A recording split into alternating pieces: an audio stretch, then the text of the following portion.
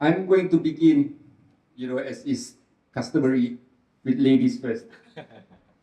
So, JCT, very glad to have you. Let's talk about, in the first round of questions, the founder journey, the origin story of what brought you here and what your company is doing and what the pain point that you're trying to resolve. Yeah, and up to you. In 2 minutes? Or more. I think the timing seems to be a little bit flexible because we're supposed to start at 11. So let's continue talking until we get stopped. Definitely a privilege to start the first one, yeah.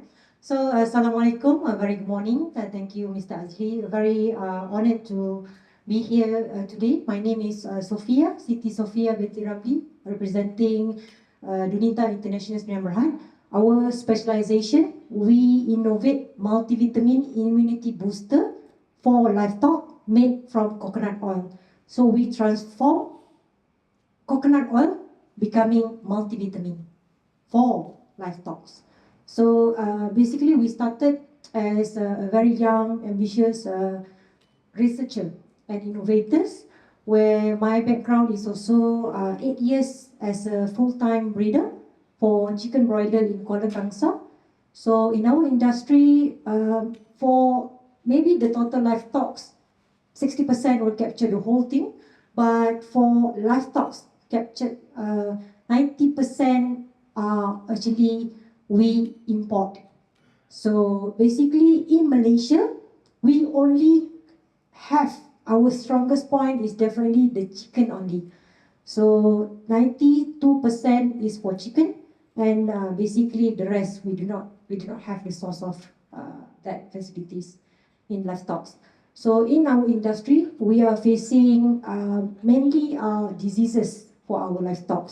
So in 2022, 2023, we are facing food security issue, where is not even kekurangan bekalan ayam, and we cannot even find a single egg until they say what? It's becoming like a human.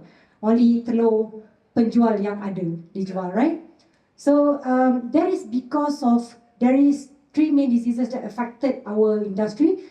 Diseases, mainly Newcastle diseases, which is viruses, stress, and also eye infections. So how Dunita came in as a breeder and becoming innovator, we created a supplement product to cure these diseases. Out of 10 chicken affected by these 3 main diseases, 9 able to be cured. We have a data, we have our team of vets, and everything has been endorsed under Jabatan Perkhidmatan Veteriner. We grow within 12 months from supplying to local breeder, and we are expanding. And recently, I just got back from Kazakhstan. Basically, they are interested in Kazakhstan. They eat a lot of chicken, and they eat a lot of horses. Our moderator cannot, still until now was thinking, they eat chicken, they eat horses during breakfast, lunch, and also dinner. So they call us by email, via Madrid, to invite us to create a product for their horses because they have a digestion problems. So basically we evolved from chicken, small animal, and now within 24 months, we evolve our multivitamin to large scale. So the last will be our pain point, right? As innovators and also industry player in this field. Livestock is a cartel business. We have our CFO and guru here, right?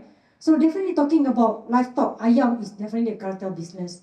Coming into the market as innovators, as a biotech companies, very small, minor, women, cute ladies, right? The public acceptance and education are the most important. Breeders, they are 13, 14, 15 years, experience in the industry. We are just 8 years for chicken broiler. Our facilities is only 50,000 to 100,000 chicken per harvest, right? They are 1 million, 3 million per harvest. So for Vitamin to come in as a multivitamin supplementary, we need to spend more time for the education. Not only educate the breeder, but also educate our federal and also all the organization, right? Because we are creating something new, and for them, they are actually accepting and trying to understand. And we thank Bioeconomy definitely for finding us and managed to find us, and we grow our point from domestic, and now we already export to Brunei, and also inshallah one more in Kazakhstan. So thank you. So the other part about agri-food is that there's also changing diets and consumption patterns as we look at the demographics, right? So I think the other thing about chicken is that that's the main source of proteins for Malaysians, and self-sufficiency levels is almost 100%. But again, that's also, you know, a couple of years back, as what Siti was saying, was that we also had problems of shortages, which is something that we need to bear in mind when we'll go in later in, you know, talking about the technologies in trying to overcome some of those problems. On the subject of food and changing diets, the next one, I guess I'll be inviting Giva to talk about shrimps and prawns and how he's bringing to the table, you know, an additional option for what you like to have for lunch at our next meal. Yeah, thanks, sir. I think for lunch today, Bioeconomy have some of our prawns. I think very limited, 100 pieces only. So I first came to know Udangala when I went to University of Malaya to do my postgraduate studies in Udangala genetics. And I still remember to date, it was a mostly funded project, genetic improvement of Malaysian giant prawn. So that's my first encounter at the age of 23. Before that, I never eaten Udangala. And when I dive into it and I get to know that the history of Udangala started in Malaysia, 1961, by Dr. Sherwin Ling in Batu Maung, Penang. He was the first person to discover how to breed them, because it's a bit strange animal, because it lives in fresh water, but when they become a bit horny and, you know, become want to mate, they go to the estuary where they need salt water, right? So so the larvae only can grow in salt water, where the river mouth and the seaweed, what we call estuarine, or in Bahasa Melayu we call Ipidium. So he completed the life cycle from larvae to post-larvae, and then from there the larvae swim upstream of the river. So that was great discovery. In conjunction of that, the World Food and Agriculture Organization, or FAO, given the name to Udangala as Malaysian giant freshwater prawn. So we are very proud. So as you just mentioned, our import bill is 80 billion. It was just 30 billion 10 years ago. It's just more than doubled now. Same thing with Udangala. So when I look at the statistics, we are consuming 3,000 tons and we are importing almost 90% of that. So that really struck to me quite personally. I said, look, what can we do rather than questioning what went wrong, or how can we fix it? So of course from there on, I went and worked in one of the first Bionexus Udangala company in Malaysia, called the SRMM Aqua, in 2010, after finishing my postgraduate. 5 years been there, then I left, then came back to KL, and of course, very hard to look for a job because Malaysia has never been a choice for multinational companies simply because we don't have much resources. When we are the country blessed with biodiversity, we are the 12th mega biodiversity country in the world, but we're not monetizing any of this. As you just mentioned, that we're only exporting palm oil probably, and we don't even value add like our neighboring Indonesia. So going back to the story, so the second 5 years became quite interesting to me, where I was researching on alternative feed to feed the prawns. And that's where I was working on a plant called Sesbania. It's now our subsidiary called NBiOSHOWCASE. Because you can grow the prawns, but what do you want to feed them with? Okay, then going back to the business, 2016 I founded GK. I think the first Bioeconomy conference I attended Bio Day 2016 KLCC. I was just asking them, why not KLCC? They say I have to book 1 year in advance. Anyways, we support PWTC lah. So what happens is, farmers have shifted from growing Udangala to much more well-known, much more profitable species called Venami. It's just American shrimp. We always bring American product with American dollar, try to figure out how to feed them in local material. Same with the chicken. As you was mentioning, I always question myself, why not we breed the local chicken? The local chicken will eat local food. You bring something from US, it's been grain fed. So you got to buy soybean, you got to buy the wheat, you got to buy the fish meal from there. So you cannot run away from that, right? So going back to the Udangala, same thing. People have grown, matured towards Udangala because 1 hectare can produce 20 ton. Ours 1 hectare only 5 ton. But that's a market size of $40 billion. Our market size $3 billion. So looking at all these disparities, I thought I'm a very little mosquito here. So better I dive into something small rather than try to play the big boys game. But the opportunity came to my advantage because when we look at Udangala, there's like 70% or more is female, 30% male. But what's the problem with that? You have more female can breed faster, that's right. But when you grow them in pond, 6 months down the road, you have female only grow 30 to 40 grams, male can grow up to 200 grams. So huge size variation. Simply because the females spend time to breed, so they actually divert all the feed they take into growing the eggs. So nothing wrong with that. But in aquaculture, it's like a project management. You start, you end. You don't start, it doesn't have ending, right? Fish start reproducing, you start feeding, there's no economic of scale in terms of size you need. So in that sense, then we say, okay, can we make or just male alone? So that's why we become interesting. In the market, in the field, I've also, sometimes people call me father of LGBT, father of gay prawn, whatever it is. But the technology is quite interesting. We make the males to be capable to reproduce. That means male can mate with normal male, and we can bioengineer them as a female, male become female, Doris, non-GMO. We got a certification from Jabatan Bagi Keselamatan. Also very recently also halal. I went to halal department and said, Giva, seafood doesn't need any halal certification. I said, I understand, but some experts are saying, you are challenging the norm. Anyways, our cultural belief in the company is young leaders achieving the impossible by challenging the norm. So we don't think straight, we think off the tangent. So in that sense, we told the halal department, we understand, Bioeconomy was helping us in this process. Said, you accept our case, you review, then you reject, you'll have a letter, right? At least the letter will serve as a purpose. Because we also talked about pain points, right? These are the challenges will come along the way. So anyways, we sorted all of that. So we managed to produce male prawns alone. That's in 2018, which gives the farmers 3 times more yield, 3 times more money, and then 3 times faster time. Anyways, I born on 12th of January, so my lucky number is 3. So it happens to be all 3. So in that sense, then what do we do next? We want to sell to farmers. But then also no opportunity because farmers are all into NMA. So we also go and acquire our own land in Pahang now, about 500 acres, which we already completed 80% of it. And then where the farmers comes from? So we also started our own program called Muga Malaysian Udangala Equipreneurs by providing financing. So in short, we do contract farming with farmers by supplying them the fry and acquire back the prawn and sell it as Ambrose. Why we also want to sell it? Because Udangala known as luxury. It's not a commonest thing, everyday thing. But we can make it common thing, but if you go to retailers and you go to wholesalers, price becomes too expensive.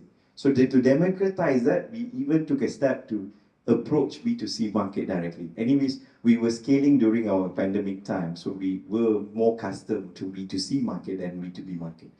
And along the way, of course, we also implemented the feed for them from the plant-based to make it more sustainable and traceable. So that's pretty much of our journey, yeah. Interesting. Biotechnology companies use for sex switch of prawns to enhance yield. Right? Jason, I'm going to leave you for the last one because we are subject of evolving the diets and consumption patterns. So I guess yours is probably the one that needs a little bit more explanation. Dr. Charles, talk us through your journey and where the plant-based proteins is going to come in the whole scheme of things in terms of the agri-food sector. Thank you, Cheng. Thank you, Good Agencies Bioeconomy Corp for having us here. We express our sincere appreciations. Good Morning Global, this year it marks the 16th year of our operations since the day one. So what we do? Good Morning Global, we are redefining the future. Our vision is to develop a sustainable ecosystem through biotechnology and healthcare in delivering wellness for the world populations and creating values for our shareholders. You must say, Charles, what do you mean by redefining the future? Yes, future was defined, it's been redefined Let me share global statistics to set up the scenes, where we come from. Then we talk about where we are now and what's in the future. As we speak now, global populations is standing around 8 billion. According to United Nations statistics, which I served more than 12 years, in the next 30 to 50 years' time, global populations will surpass 10 billion. What are the implications of the additional 2 billion of the populations? Last year in the TEDx, I explained to the audiences, it means it would require global food productions to increase by 70% more. Given the present pressing issues of climate change, rising seawater level, this is no longer a sustainable model. We need to grow more food for growing populations with less resources. If you look into our individual, I'll give a narrative, and you get to see where we come from. 1/3 of the global greenhouse gases is being emitted by food productions itself of all kinds, in which 50% of the 1/3 is being contributed by livestock farming. And one of the quick wins to tackle the climate change, that is what we often call within our group, cut short the value chain. So for Good Morning Global, our journey begins with end in mind. What's the end in mind? What's the end goal? Cut short the value chain. Straight to the point. Being a human, if we need nutrition, let us through biotechnology extract the nutrition we need. And one of the key subjects within our group, it is alternative protein. Every day, how much protein we need? We on the supply chain, so we ask ourselves, how much protein we need? In short, 0.8 gram per kilogram of our body weight. If you take a 70 kilogram on average, 1 year, every one of us, it requires 20 kilogram pure protein. And do you know, if let's say we get 1 kilogram of pure protein from livestock, from beef, it's going to emit 60 kilogram of CO2 equivalent. Now, with the summation multiplications of the global population 8 billion, every year, based on our present consumption behavior, we are emitting 1.7 billion metric tons of CO2 equivalent. Now, what's a quick win? Cut short the value chain.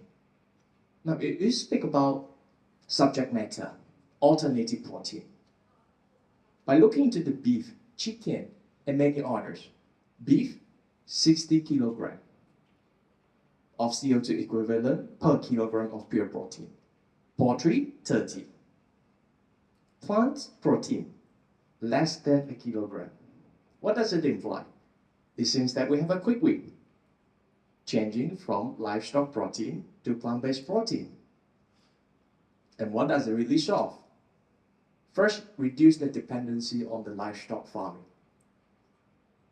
Reduce the greenhouse gases emissions. The next question you might have, is it sustainable? If our product depends on plant-based protein, alternative protein, pea proteins, soy protein, it will still require agricultural land.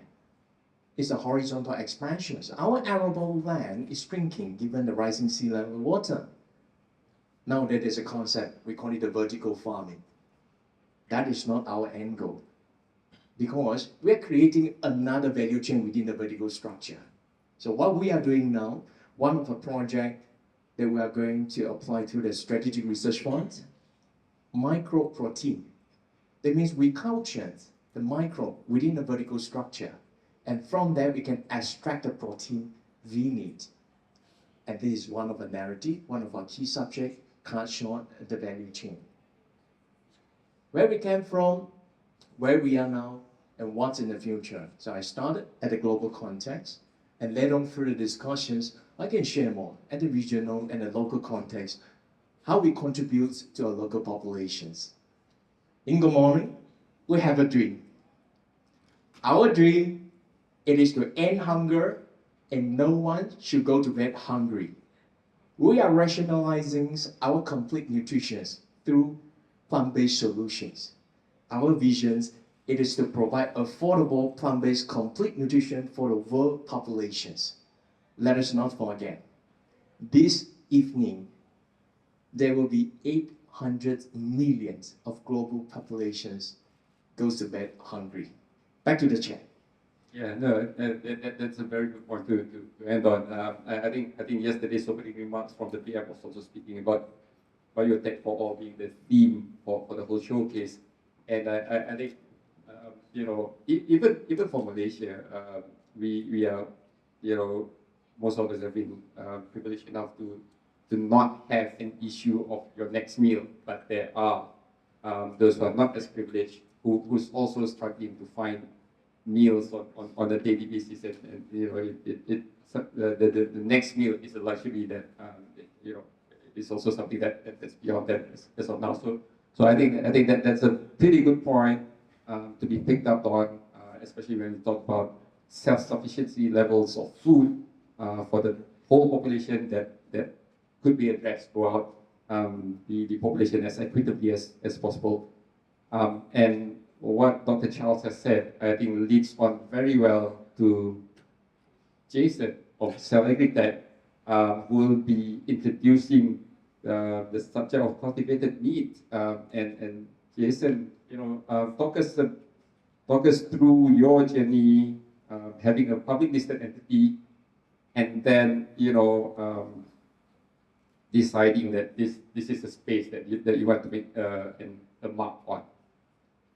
Hi, good morning everyone. I'm Jason from Agribiotech. So I can say that finally cultivated meat is here. So we have our chicken, conventional shrimp, plant-based, precision fermentations, the evolutions. Now we're talking about cultivated meat. So how cultivated meat is formed? Basically, we take the animal cell to grow in the bioreactor. Bioreactor is like, is like the womb. We just mimic the conditions of a womb to let the cell to grow naturally, without any editing or modifying the genomes, the cell. So same like the precision fermentations. They are growing the microbe, but we are growing the animal cell.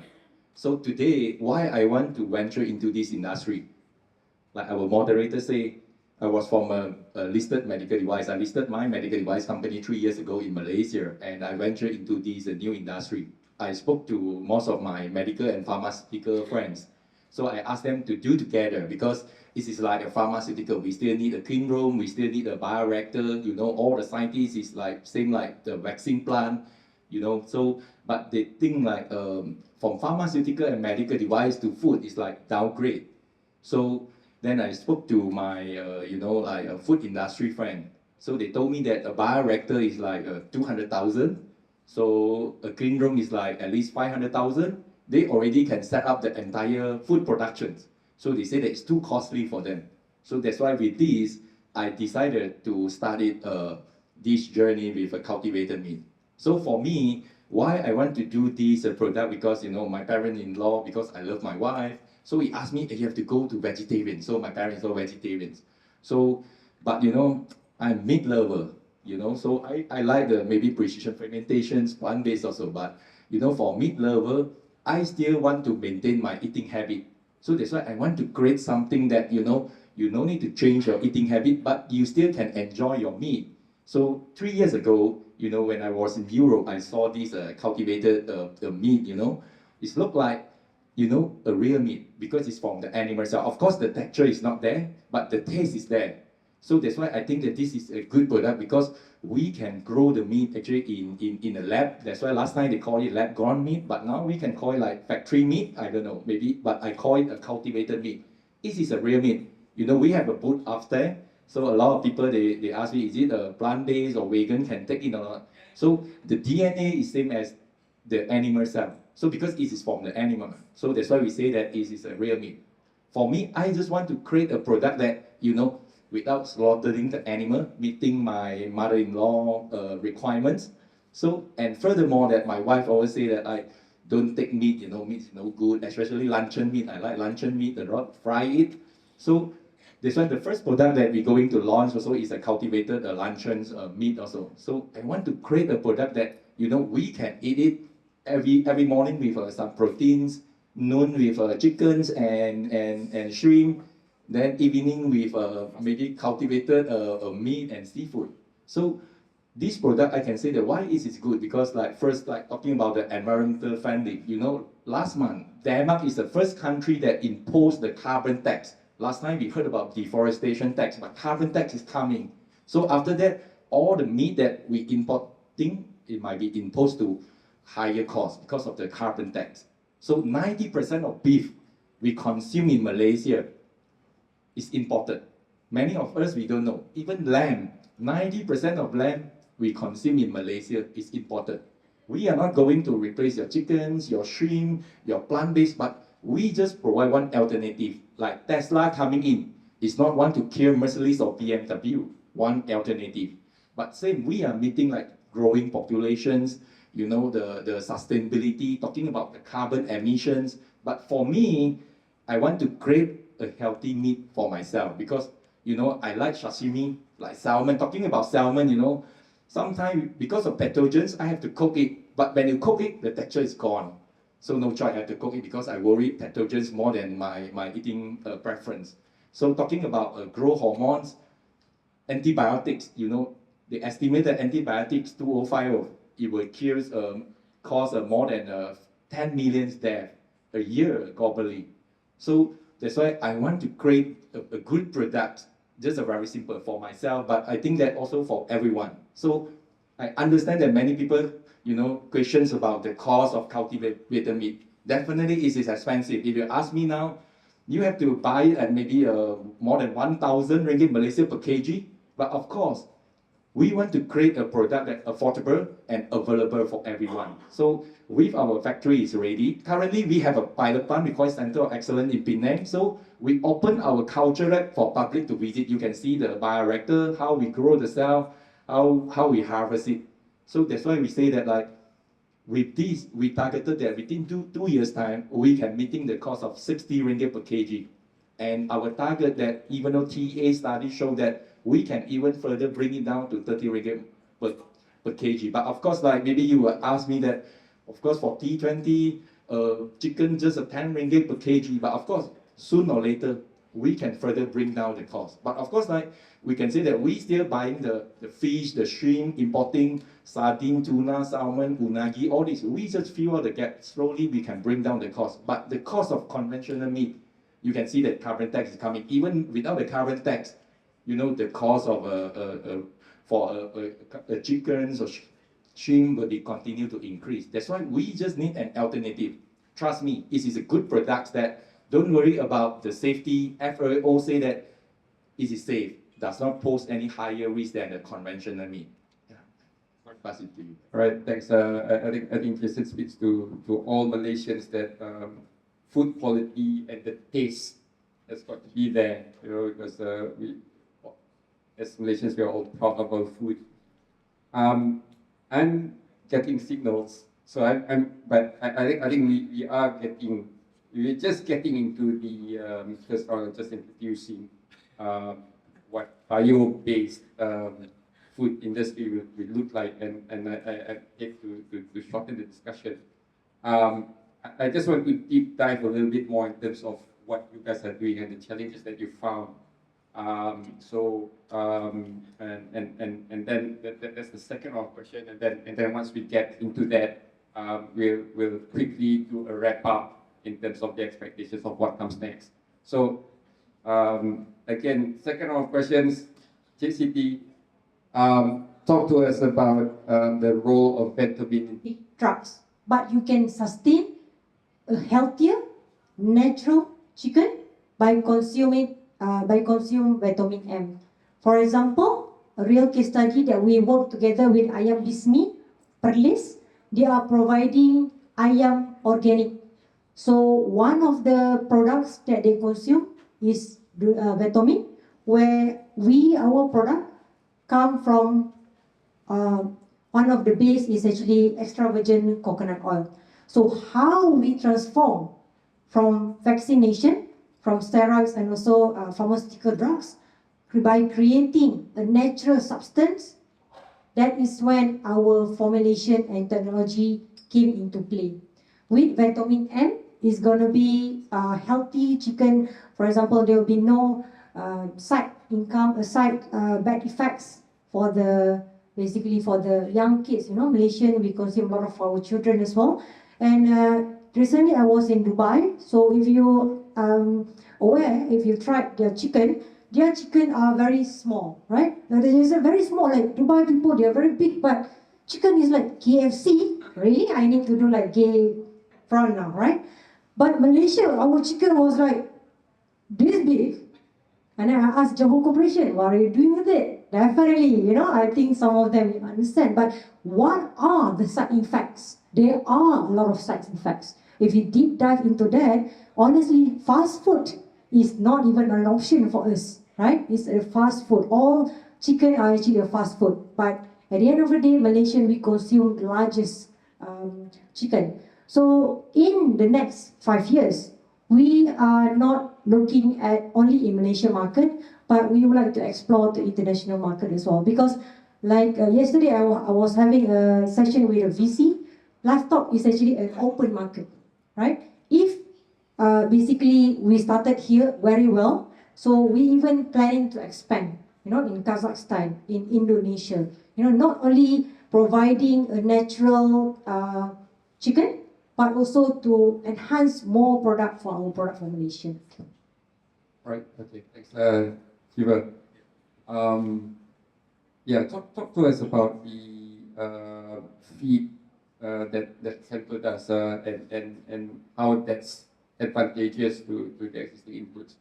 So I think I just want to reiterate a little bit why agriculture is very important, why soil is important. I'm not saying one thing can solve all the problems. So all the causative reactions happen when you get older. Parkinson, dementia, you know. All this, in America, basically they have done research from the north to south, getting to the middle. 70% of the population have lost the microbes. 70% of the net biodiversity of the microbes. So where does the microbe start? It starts in the soil. It eventually get to your plant roots, and get to the plant, and they get to the animals, and then get to us.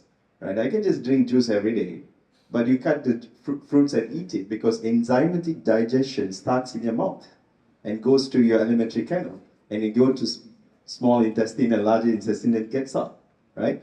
So basically, my belief is you are what you eat. You rubbish every day, eat fast food every day, then you're going to stink and you're going to not last forever.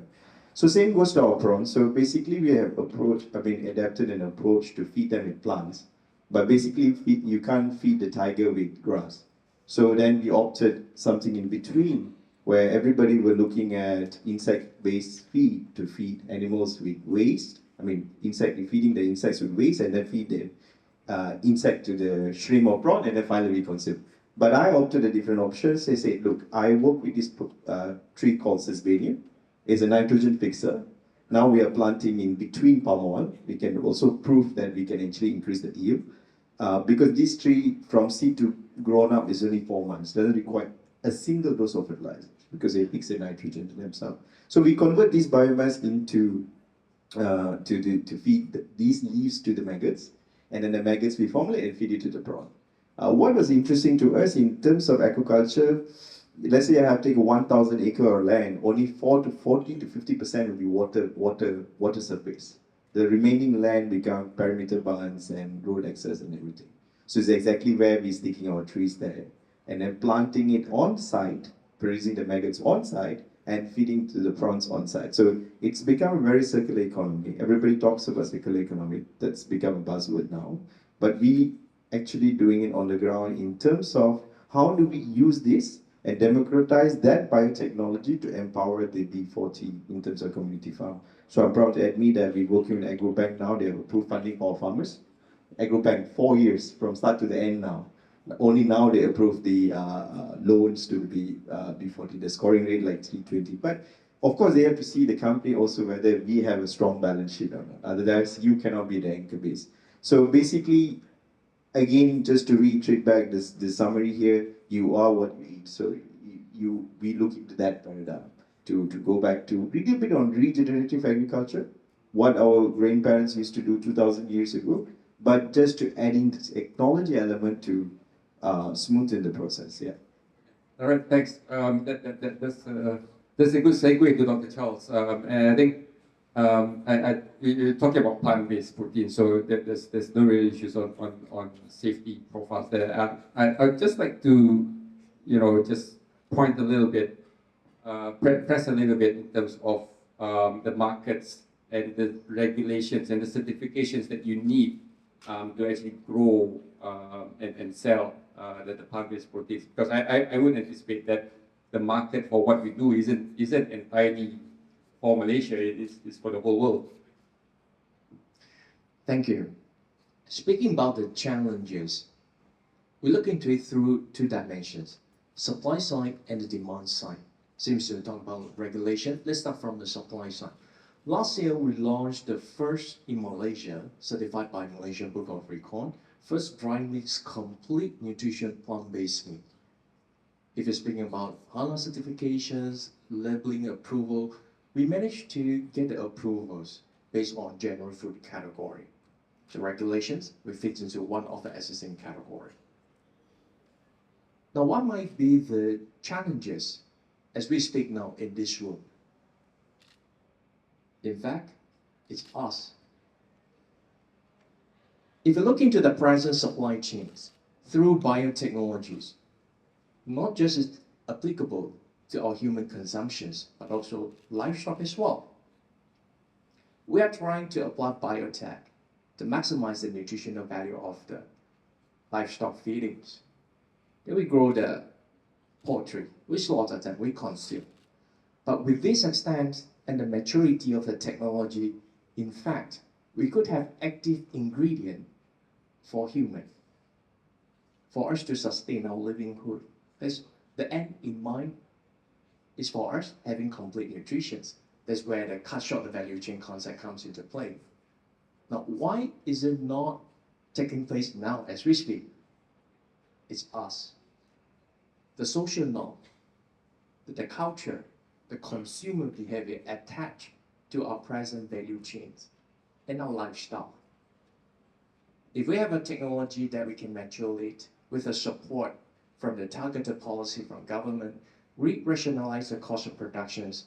Our product, 100 grams of our plant-based meat, we call it wonder meat, its nutritional value is equitable to 600 grams of red meat. If you benchmark the protein and HMB, our price index is 70. If we benchmark to boneless chicken, that means we are being 20 to 30% more price competitive as compared to actual meat. So one of our clientele, in fact, is they are from HoReCa, hotel, restaurant, caterer, because now there's a need of the plant-based, so they've developed a plant-based menu and as a feeling. Therefore, if you speak about the challenges, we have both. More pressing one, the demand side. They mean us as a consumer, as a user. Back to Cheng. Jason, yours is most probably the others story if we're talking about regulations and certification. So talk to us about challenges. I guess that halal certification is one of them, and also safety. And I think if you crack those, then the demand it is really limitless. So talk to us what you're looking for and how you're getting past that challenges. Yes, actually, regulations for cultivated meat in Malaysia is not available, but because we don't have a Novel Food Act. So, but after the discussion with Ministry of Health Policy team, so we are not going to create a new act or regulations for cultivated food. Basically, we will add a new commodity, like we have plant-based, egg, shrimp, dairy, we just add a cultivated food. So this is the fastest way that we can have the regulations for cultivated food in Malaysia. But of course, it have to start with the policy. Like we say that not only Ministry of Health, Ministry of Science, Ministry of Agriculture, all the ministry, we need to work together for the policy to welcome this novel food. Because for me, I still not rushing to push my products to Ministry of Health, because we know that these products is going to be in Malaysia, not this year, but maybe next year or 2 years later, because we have shown all the safety data, the dossier to Ministry of Health, even though that you can see that this product already in Singapore for 2 years, no any reported serious injury or death, or even though potential risk of cultivated meat. So, of course, people might question about it, is it unsafe? But you can see that we have submitted all the data, prove that it is safe. Even though US FDA, Singapore SFA all prove that it is safe. But those claim that it is unsafe, that actually we just need the data from them that how it's unsafe. We cannot just say, oh, it is unsafe, then it is unsafe. So that's why we say that, for me, I always know that this is a good product. So the regulation, it will be there. Like same to in New Zealand, Australia, Japan, Korea, Europe. You can see that all the country actually is working on the regulation for this cultivated food. Even though Thailand, they told me that, Jason, set up your factory in Malaysia, because why? In Thailand. Because if let's say Malaysia is not allowed, we welcome you. Now I have 3 companies set up in Thailand, big company from Europe, US. Because why? We say that the regulation, they told me that will be ready end of this year or next year. So we have to grab this opportunity to attract those investment actually from maybe like Singapore or Japan to set up, because to set up a manufacturing plant in Singapore, to be honest, is too high cost. You know, a fresh graduate salary is not asking you to go to Singapore, it's about 3,004 Singapore dollar. So that's why we say that we can be the leader in this field, because like this is the advantage of Malaysia. It's not say that our labor is cheap, but we say that we have this advantage in the manufacturing cost. So we just need a policy in place for this cultivated food. Yeah. Fantastic point. And I think that's a message to policymakers. Just add one halal thing, because as I mentioned about halal, of course, like we say that halal is important. That's why you can see that I started with cultivated fish, because the sound line is sound that you don't have issues about the halal. Of course, like Ministry of Agriculture, they say that 90% of beef is imported. Can you do beef in Malaysia? Yes, we can. We have the beef sound line, but because like I say, I want to create a product for all Malaysians. It's not for T20, it's not for B40, for everyone. It's not for Chinese only, it's for all Malaysians. So there is a reason, like we say that we settle the safety, the placement of cultivated meat in Malaysia. Then we also working on the halal. The entire process is without any animal serum. We have formed a Malaysia Halal Cultivated Food Consortium with 7 or 8 universities. We provide them with the cell line, we provide them with the formula without the fetal bovine serum, because they don't trust. We can grow the cell without the serum to prove that our entire process can meet the halal requirements. Even though MOSTI, Majlis Ugama Islam Singapore already say that we can apply with MOSTI for the halal certification. But of course, have to get the certification with SFA first before you apply the halal certificate with MOSTI. Same to in Malaysia case. We cannot, because of halal, to stop off this product, because no halal now. But no halal now doesn't mean that no halal in the future. Same to the medical device. I was a committee for the halal medical device.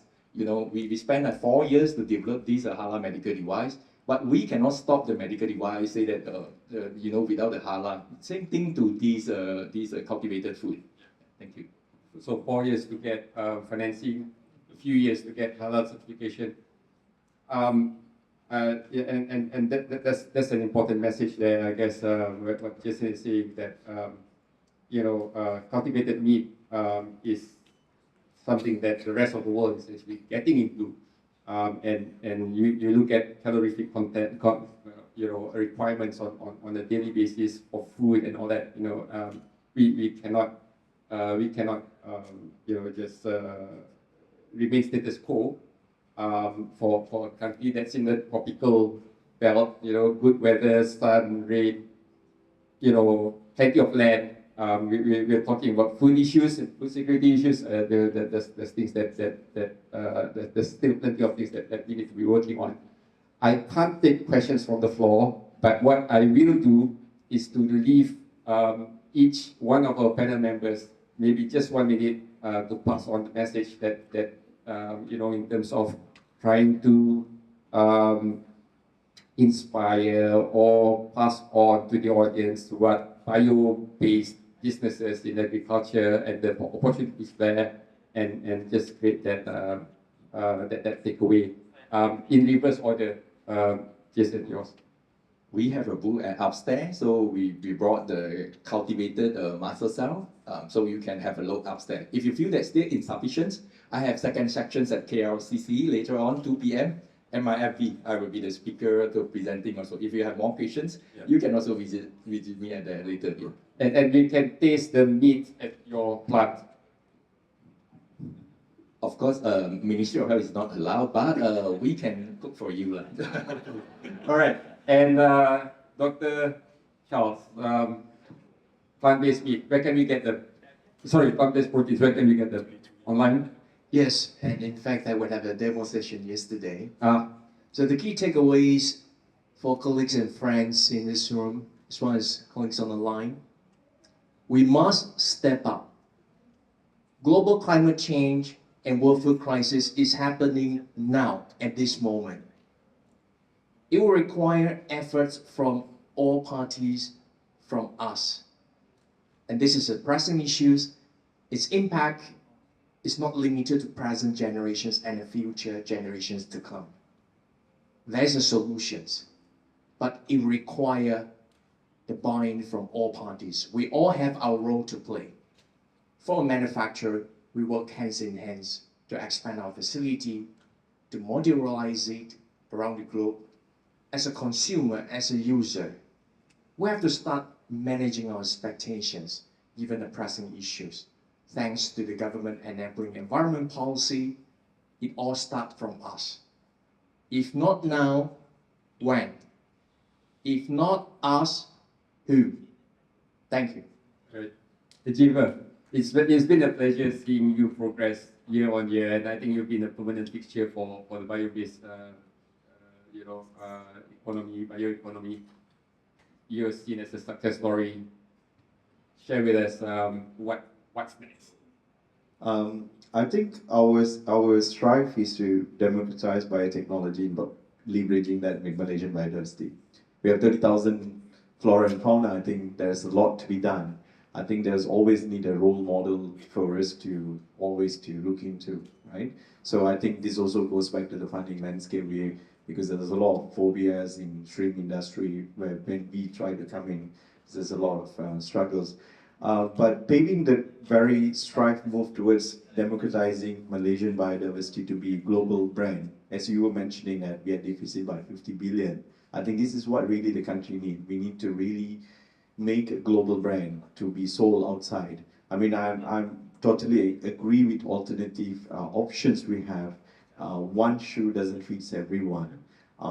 We still, Malaysians, we love to eat 24 hours. I think that's one of the things we need to stop doing, Mamak shop 24 hours, adding to our medical bill.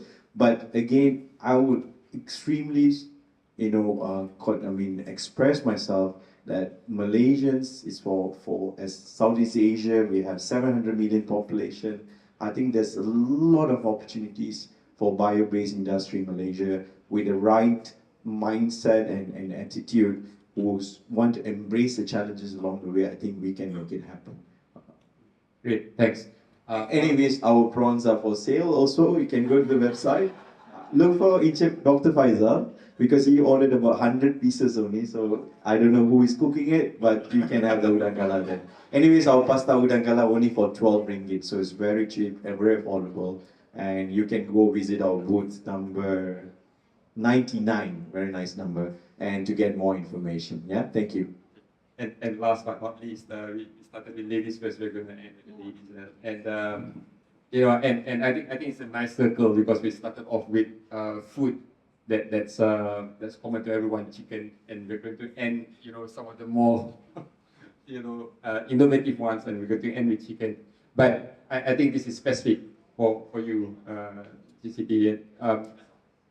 Tell us a little bit more about your journey as a woman entrepreneur in STEM and trying to build a bio-based startup, and the message to having more of you in the industry. Yeah. So I was called Mak Ayam. Bapa Ayam is, Bapa Prawn is here. Bapa Daging is here, and also Plant is here. Being a Mak Ayam, so they always call me in Perak like, oh, the one who look after the natural chicken, right? So I would like to just share that my journey as a breeder 8 years. As a researcher, before we formulated this product is 6 years. It took a lot of time for us to develop the product. For me, selecting the right, I think, platform, right, Mr. Giva? I know him for few times. He's my sifu, but today I was given a chance to be on stage together with them. Such an honor, right? Being the youngest and maybe the cutest, right? As a Mak Ayam, I believe selecting the right agency, right? Before we started as a peternak, we always go to Jabatan Perkhidmatan Veteriner. And when we grow as a biotech company, biotechnology, Bioeconomy Corporation is the right one. Because before that, I was going everywhere. Here reject, here reject, here reject. Even I go to farmer. Farmer say, Wan buat ayam perah, come back to us, we okay. Ayam cannot. I say, motivate for ayam? No, 不可以. Right? Because we are not doing ayam. How do I make ayam perah? I was like, no, I'm not doing the end sale, right? I'm doing downstream, right? I'm producing a natural one for you. Like when I explore and then need to a lot of networking and getting to know the right people, right? So then only Bioeconomy Corporation discovered me, and then I registered as bio-based accelerator in 2022. Discovered by Puan Shamini, Mr. Farish, and Dr. Faisal here. During that time, we explore our journey not only as a product, we got a product development, and also now we are going for the market access. I think not only through that, and Alhamdulillah together now, Mr. Giva is also going to Malaysian Commercialization Year. We won Malaysian Commercialization Year by MOSTI last year for our research innovation. So I think by paving the right channel, you will get there eventually at one stage. And for women researchers and innovators, I was invited by Singaporean Innovation Science Department on April, representing a woman researcher. I believe it's not an easy path for us to impress our bosses here, right? But eventually you also, we have to work hard, and definitely woman power, we can actually explore and becoming one of the leader in the biotech. Thank you. Thank you. Excellent question, and I'll have to pause here because you're just getting hit over that. But there's another exciting session coming up. Just some takeaways. Food, agri-food, huge business. There's a large gap, unmet need in Malaysia, but it's not just in Malaysia. These people in front of you are actually the ones who's actually cross borders and been selling it into export markets and tapping onto a global market with the things that they do. So obviously, huge opportunities and using biotech. And I think, sort of the implicit takeaway is that if we're not careful and not extending the right support, we would love for these companies to continue being in Malaysia so that Malaysia will have its own agri-food brand in-house that we can be proud of, for the domestic market as well as for the global market. But if not, there's others outside who's actually also interested to actually be developing the same things. And therefore, the need for policymakers to have enabling policies, incentives, support is absolutely essential. Can we have a big round of applause for everyone? And now, pass it over to you. Please give a huge applause to our esteemed moderator and our panel speakers.